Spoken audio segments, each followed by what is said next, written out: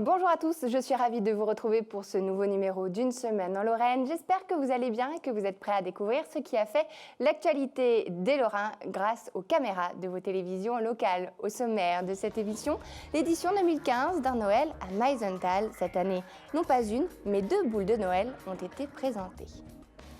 Le salon de la gastronomie de Sarralbe avec des découvertes d'inattendues à suivre.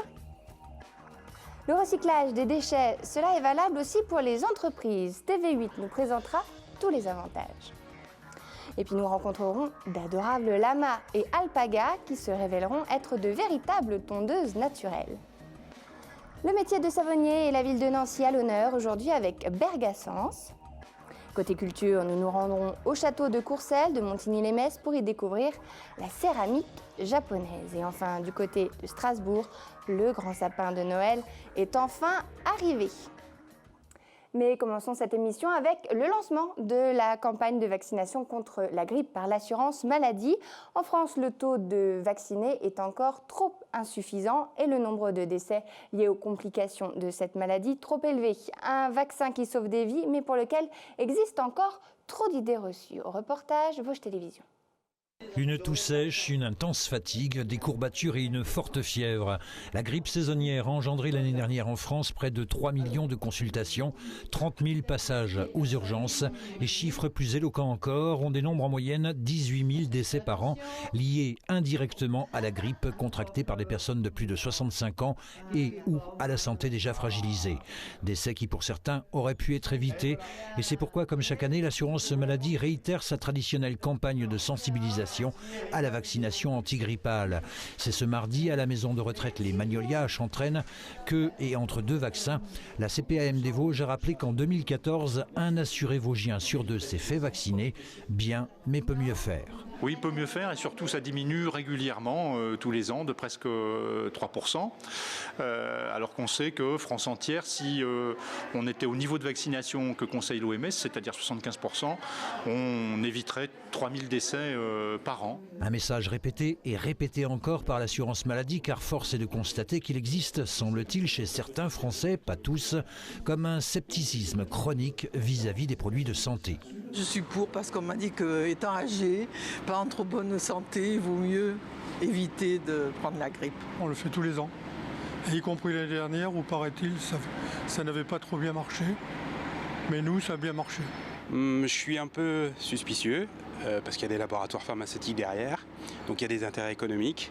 Donc je pense qu'il faut des gens indépendants qui puissent se dire si c'est valable ou pas. Je me vaccine régulièrement, chaque année. Vous pensez que c'est efficace ? Je le constate.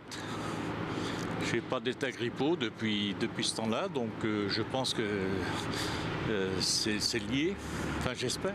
Le vaccin a cette particularité qui ne soigne pas une pathologie mais qu'il évite une pathologie. Donc beaucoup de gens se disent, après tout, je prends un risque en me faisant vacciner, ce qui n'est pas vrai, pour une pathologie que je n'aurais peut-être pas. La quinzaine de résidents a reçu le vaccin et l'assurance maladie a rappelé que ce dernier restait à ce jour le moyen le plus efficace de se protéger, qu'il était gratuit pour les personnes de plus de 65 ans, atteintes d'une affection de longue durée, femmes enceintes et professionnels de santé.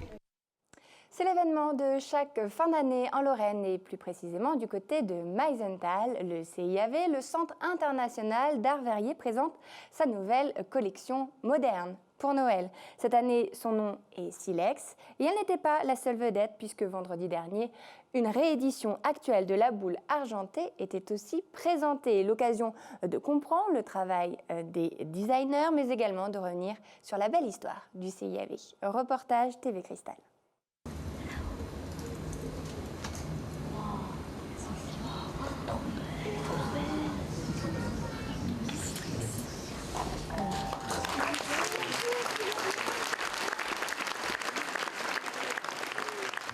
Silex est la lauréate de l'édition 2015 d'un Noël à Meisenthal.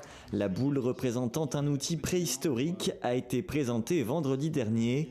Elle est le fruit d'un duo d'artistes parisiens. Leur projet découle d'une observation de débris de verre issus des fonds de peau du CIAV. On était vraiment attirés par cette matière, la manière dont elle reflétait la lumière, les transparences et les jeux de lignes que ça créait. C'est ça qui nous a fait penser au silex. On a d'abord commencé à tailler des pierres, ensuite on s'est s'est dit pourquoi pas essayer de tailler du verre aussi avec les mêmes techniques. On a fait des blocs de verre très épais, comme des galets en verre. C'était vraiment le point de départ et c'est à partir de là qu'on a commencé à tailler, à créer des formes. Il y a eu aussi un gros travail au niveau de l'usinage du moule.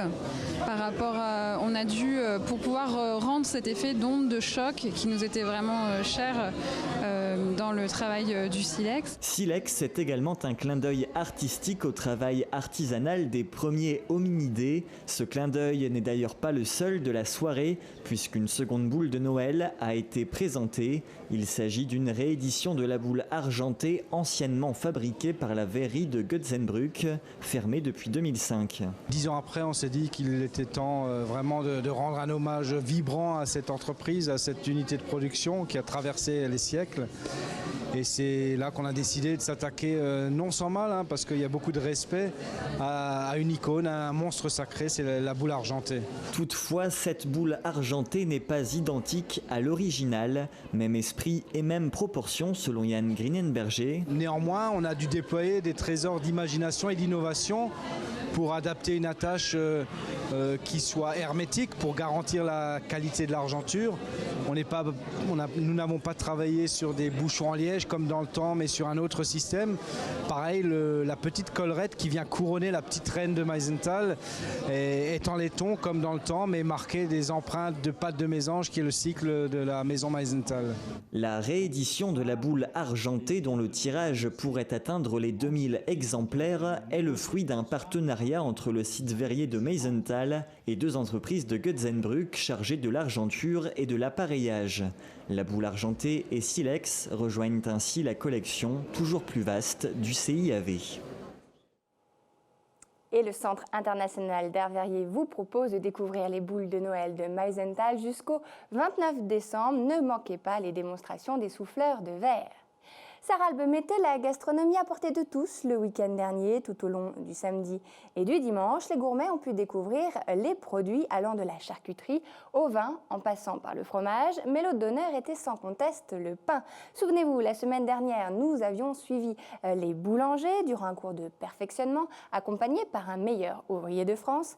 Ces pains spéciaux étaient même destinés à devenir une robe. Eh bien, chose promise, chose due, voici le résultat présenté par Mosaïque TV. Pour ce salon de la gastronomie sarralbigeois, les 2 salles du complexe François Mitterrand ont accueilli le public venu à la découverte de produits et de saveurs traditionnelles. Du côté salle de sport, on retrouvait les habituels camelots de fromage ou de saucisson. Le public ne s'est pas trompé d'adresse pour venir déguster et acheter des produits gastronomiques, souvent proposés directement par leurs producteurs. Mais c'est du côté de la salle de spectacle qu'un produit particulier faisait sa promotion, le pain. Comme il y avait 2-3 000 personnes, on voulait profiter de mettre notre métier en avant, nos meilleurs ouvriers de France.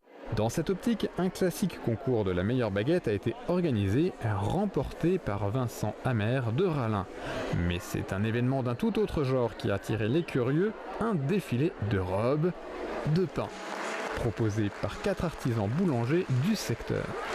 Alors on a dû collaborer avec une couturière de Sarreguemines qui nous a confectionné les robes et nous on a mis en avant notre savoir-faire à travers différentes réalisations de pain, des techniques de façonnage et de présentation diverses pour décorer ces robes en pain. Et on va voir des jeunes filles qui défileront habillées de robes bien sûr, mais surtout recouvertes de pain pour mettre en valeur ce produit que nous fabriquons tous les jours.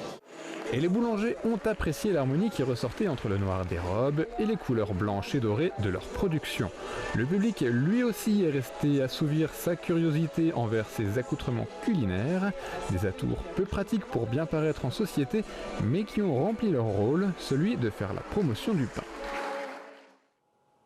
Et depuis plusieurs années, en Moselle-Est, en Lorraine et même dans toute la France, tout le monde est passé au tri multiflux. Si les particuliers sont soumis à ce système qui permet de valoriser les déchets, ce n'est pas le cas des industries. Pourtant, certaines entreprises font preuve de volontarisme dans le domaine du recyclage. L'usine Van Hesse sur le Technopole de Forbach a fait le pari de réussir à recycler 50% des déchets qu'elle produit. Une avancée pour la planète, mais également pour le portefeuille de l'entreprise. Reportage au sein de l'unité de production signé TV8. Sur ces étagères sont rangées des tonnes d'épices, la matière première de la société Vaness, spécialiste des préparations pour viande. Ces épices sont utilisées pour la production de l'usine. Elles laisseront derrière elles des montagnes de déchets dus au suremballage. Quand on reçoit les matières premières, elles sont toutes filmées, elles sont toutes sur des palettes, elles sont dans des sacs avec Kraft et PE. Ou quand on reçoit tout simplement des palettes, il y a bien sûr du plastique, il y a des intercalaires en carton, on a des films Kraft et donc ça représente énormément de déchets. Les déchets produits par Vaness sont de différents types. Les matières plastiques comme le film d'emballage, les papiers et les cartons, mais aussi les déchets dangereux et les déchets non recyclables. Désormais, chacun a sa poubelle. Donc ces déchets viennent de la production. On retrouve donc des cartons et des sacs Kraft. Donc ça c'est mis dans la poubelle réservée aux cartons et ça va être donc recyclé. Recyclé par le partenaire de Vaness, Veolia.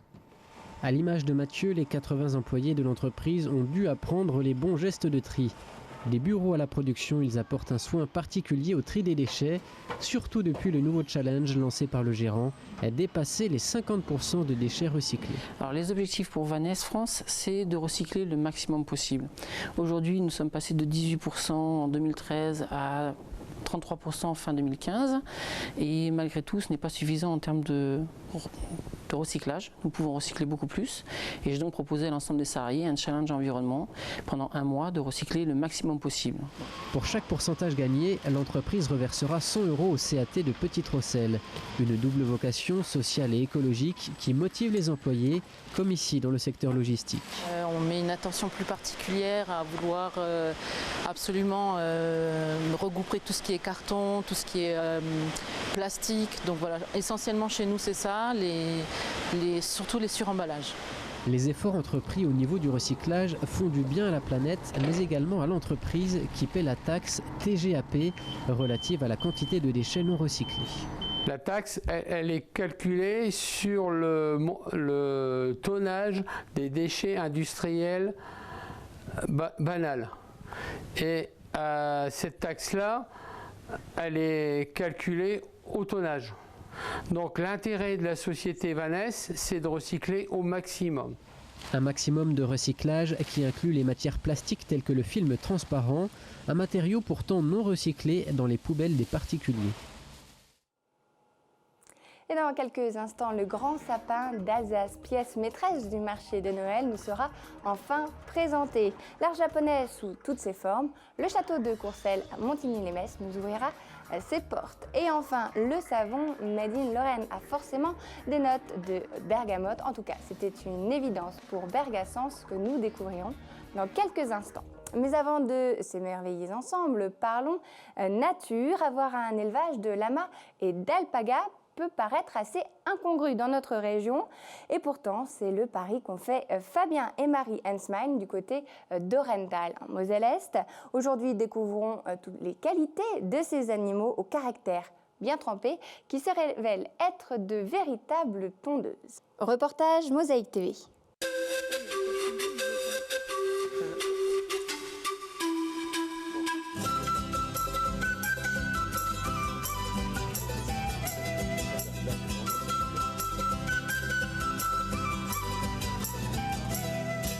Cette vallée, je l'ai connue quand j'étais gamin et donc il y a quelques années en arrière, je suis revenu ici et j'ai vu que c'était extrêmement envahi par la végétation. Là, dans ce parc, par exemple, on ne pouvait pas aller d'un côté de la vallée à l'autre. C'était absolument impossible parce qu'on se faisait déchirer par les ronces, etc. C'est ici que j'ai commencé. Donc cette prairie, elle a maintenant 4 ans. Avant, il n'y avait rien. Avant, c'était la jungle et maintenant, c'est quand même relativement propre.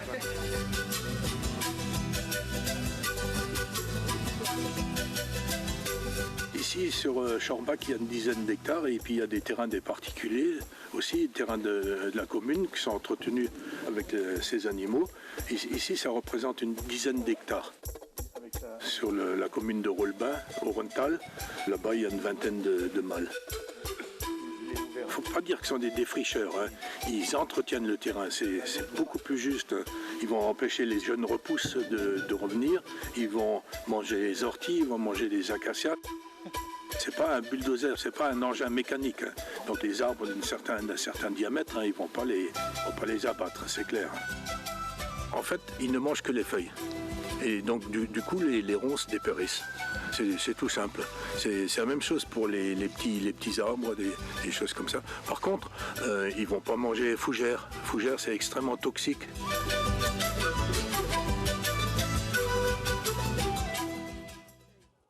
Place maintenant à une découverte d'un produit régional et d'un portrait, celui d'Abdelrani Azab, savonnier, un métier qu'il met au service de son plus grand amour, la ville de Nancy.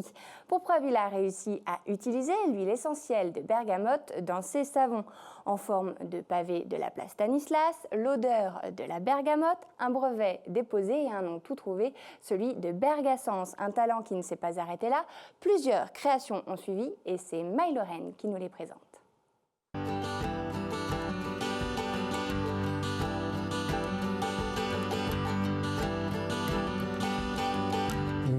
Coïncidence que j'ai basculé vers le savon. Tout est parti d'une histoire de pavé quand ils ont rénové la place Stanislas.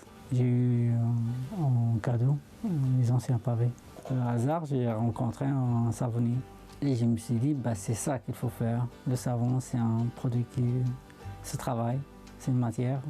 Ça revient à mon ancien métier de fromager. Du coup, voilà, c'était trouvé tout de suite. Je me suis dit, je vais devenir savonnier.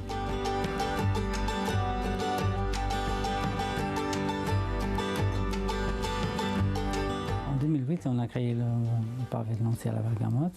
La deuxième année, on a créé le Majorel. Voilà, c'est un savon, l'extérieur, c'est l'Art Nouveau. Et l'intérieur, c'est le Maroc, Jacques Majorel, qui a vécu toute sa vie là-bas. Et la troisième année, on a créé un savon à l'huile de Mirabelle. C'est le premier savon à l'huile de l'amande de Mirabelle. C'est ça qui est bien dans ce que je fais, c'est que c'est de la création, c'est de créer des histoires d'abord et après les coller sur un support. Par exemple, on a fait le savon pour Paris. Un savon qui raconte que la Tour Eiffel a été faite en Lorraine et tout ça là. Et c'est au coquelicot, le coquelicot c'est le champ de Mars, c'est tout ça.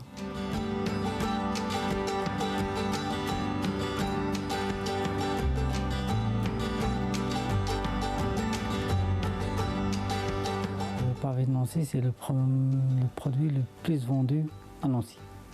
Déjà, c'est une fierté. Un produit qui n'existait pas avant.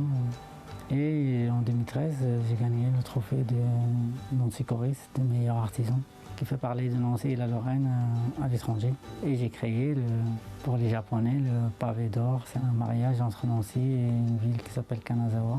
C'est un savon à la feuille d'or.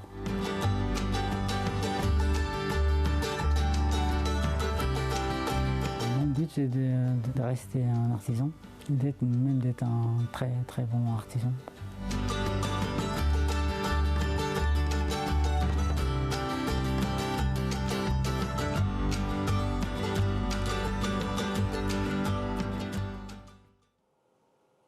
C'est notre idée sortie du jour. Direction le château de Courcelles, à Montigny-les-Metz, près de la capitale mosellane. Plongeons dans l'univers du Japon à travers une exposition nous présentant le gutai, un art mettant en vedette la matière et uniquement la matière. Plusieurs artistes japonais réunis pour cette exposition, mais aussi autour de la céramique au cœur de la culture japonaise, notamment lors de la cérémonie du thé. Une céramique que l'on découvre sous toutes ses formes. Mirabelle TV nous décrypte cet univers lointain et envoûtant.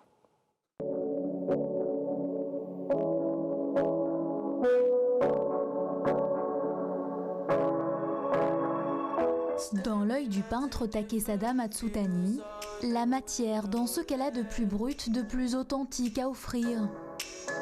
Fasciné par la biologie, ce qui est perceptible à l'œil microscopique, ces compositions monochromes, mélanges de peinture, d'encre et de colle vinylique, font la part belle à un mouvement d'avant-garde japonais, le gutai. C'est tout le contraire d'un art abstrait.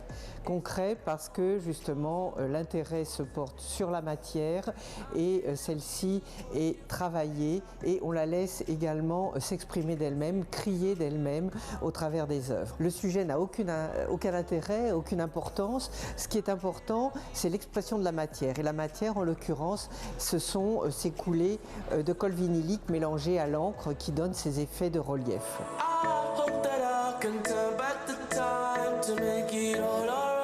Lui est peintre, elles sont céramistes depuis plus de 30 ans.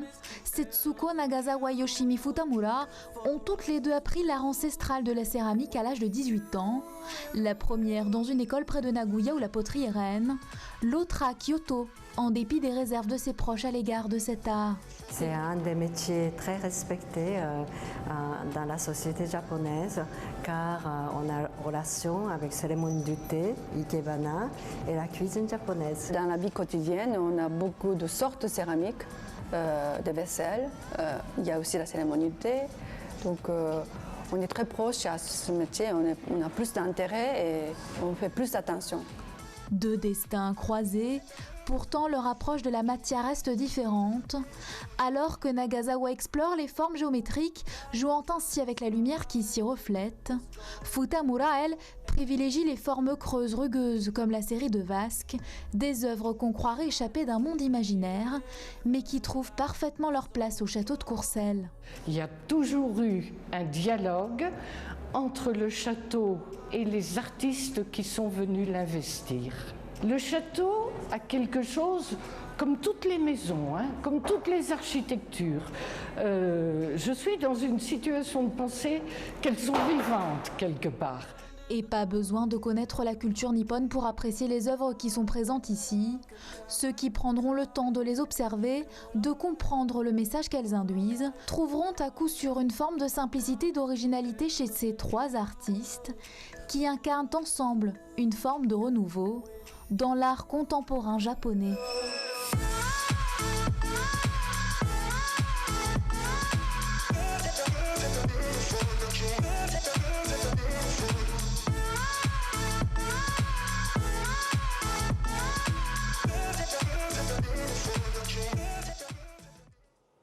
Vous pourrez vous rendre au château de Courcelles pour découvrir cette exposition jusqu'au 6 décembre et sachez que l'entrée est libre. Place maintenant à notre dernier sujet. On parle encore de Noël qui approche à grands pas, ce qui n'a pas échappé à nos voisins alsaciens pour qui cette saison est si particulière. Strasbourg, la ville reine du marché de Noël, attendait avec impatience l'arrivée de son grand sapin de Noël qui donnera tout son sens au décor. Nous le découvrons d'ailleurs grâce aux images d'Alsace 20.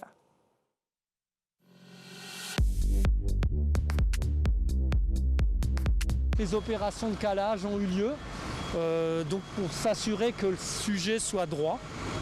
Donc c'est très important. Donc il est positionné, on avait fait un marquage préalable pour déterminer l'orientation du sujet sur la place.